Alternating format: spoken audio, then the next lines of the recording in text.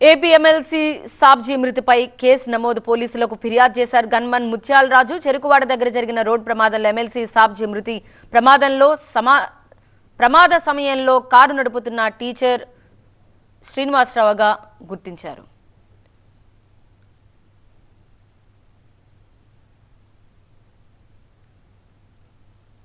నిన్న రోడ్ ప్రమాదంలో చనిపోయిన ఏపీ ఎమ్మెల్సీ సాబ్జీ మృతిపై పశ్చిమ గోదావరి జిల్లా పోలీసులు కేసు నమోదు చేశారు. గన్మెన్ ముత్యాల రాజు ఫిర్యాదుతో పలు సెక్షన్ల కింద కేసు నమోదు చేసిన పోలీసులు విచారణ చేపడుతున్నామని చెప్పారు. ఏలూరు నుంచి కైకలూరు ఆకివీడుల్లో అంగన్వాడీల ఉద్యమంలో పాల్గొన్న ఎమ్మెల్సీ సాబ్జీ చెరుకువాడ దగ్గర జరిగిన రోడ్ ప్రమాదంలో చనిపోయారు.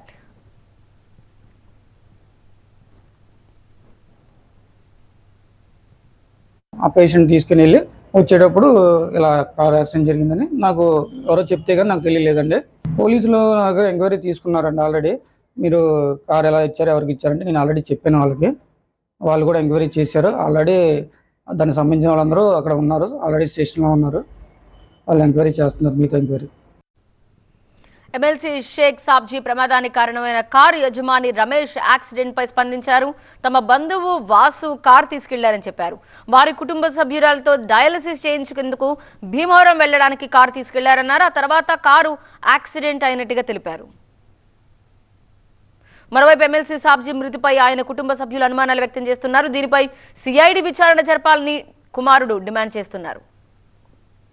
మరోవైపు సాబ్జీ భౌతికాయాన్ని ఏలూరు ఆసుపత్రికి తరలించారు. ప్రభుత్వ లాంఛనాలతో అంత్యక్రియలకు ఏర్పాట్లు చేస్తున్నారు.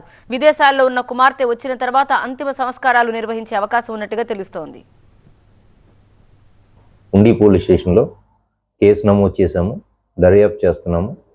అలాగే నిన్న చేయవలసిన దర్యాప్తు అంతా కూడా కంప్లీట్ చేయడం జరిగింది. ఆఫీసర్ యొక్క ఇన్స్ట్రక్షన్ ప్రకారంగా ఈ దర్యాప్తుని ఆక్యువేట్ సిఐని నేను తీసుకున్నాము, దర్యాప్తు చేస్తున్నాము. నిజానిజాలను బట్టి అలాగే దర్యాప్తులో వచ్చిన అంశాలను బట్టి ముద్దాయిలపైన చట్టపరమైన చర్యలు తీసుకుంటాం.